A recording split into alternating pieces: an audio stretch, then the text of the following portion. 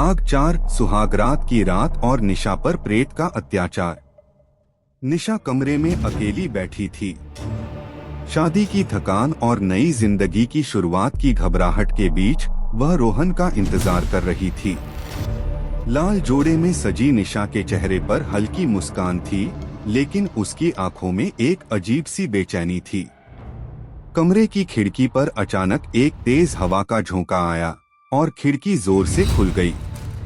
निशा ने खिड़की की तरफ देखा, लेकिन वहां कुछ नहीं था। उसने खुद को समझाया कि शायद यह बस हवा का झोंका था। वह उठी और खिड़की को बंद करने गई। जैसे ही उसने खिड़की बंद की, तभी कमरे की बत्तियां अचानक बंद हो गईं।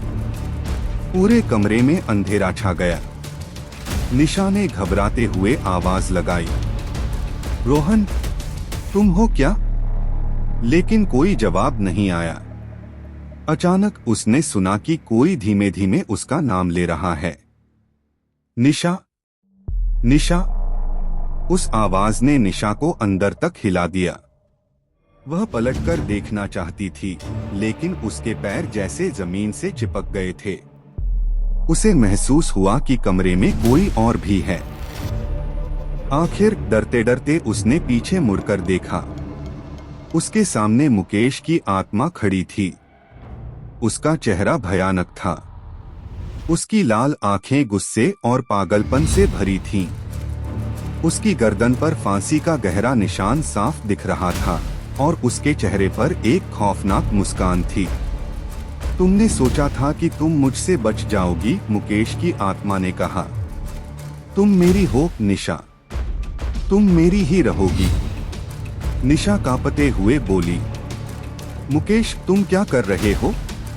प्लीज मुझे जाने दो, मैं तुम्हारी नहीं हूं, मुझे छोड़ दो।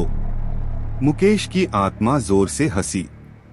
उसकी हंसी कमरे की दीवारों से टकराकर गूंजने लगी। उसने निशा की ओर हाथ बढ़ाया और जैसे ही उसने निशा को छुआ, निशा को लगा कि उसके शरीर में आग की लपटें दौड़ रही हैं। भयानक अत्याचार। मुकेश की आत्मा ने कहा, तुमने मुझे ठुकराया निशा, अब तुम्हें मेरी पीड़ा का एहसास होगा। जो जीते जी मैं नहीं कर पाया, वह मैं अब करूंगा। निशा भागने की कोशिश करने लगी, लेकिन उसके पैर जैसे जमीन में जकड़ गए थे। मुकेश की आत्मा ने उसे पकड़ लिया और जमीन पर पटक दिया। उसके लंबे ठंडे हाथों ने निशा की गर्दन को पकड़ लिया। निशा जोर जोर से चिल्लाने लगी, लेकिन उसकी आवाज किसी तक नहीं पहुंची। मुकेश की आत्मा ने उसका दुपट्टा खींचकर फेंक दिया। निशा अपनी इज्जत बचाने की कोशिश कर रही थी, लेकिन वह बेबस थी। मुकेश की आत्मा ने उसे जबरदस्ती पकड़कर उसके साथ अमानवीय व्यवहार किया।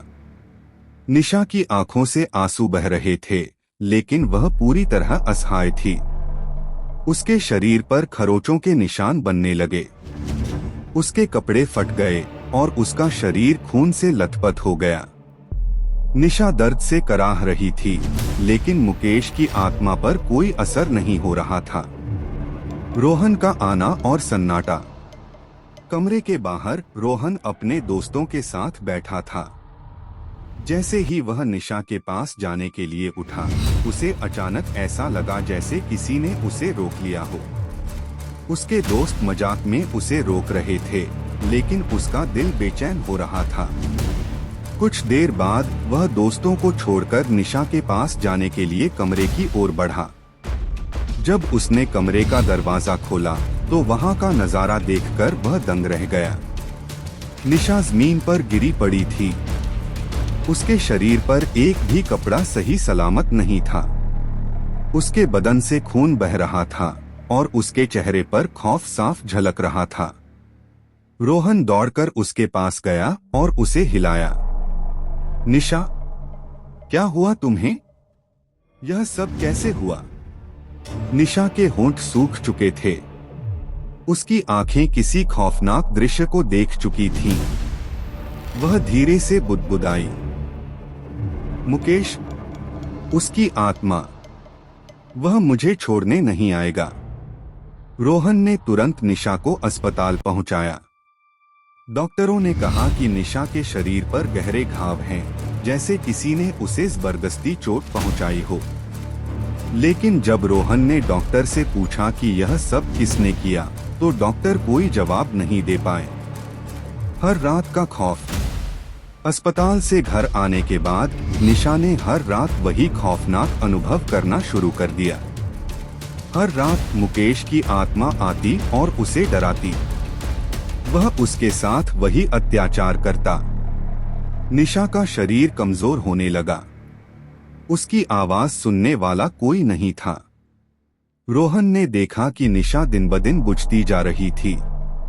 उसने हर उपाय करने की कोशिश की, लेकिन कुछ काम नहीं आया। निशा को अब समझ में आ चुका था कि मुकेश की आत्मा उसे तब तक नहीं छोड़ेगी जब तक वह उसका बदला पूरा न कर ले। आगे की कहानी के लिए बने रहे द फियर फाइल्स।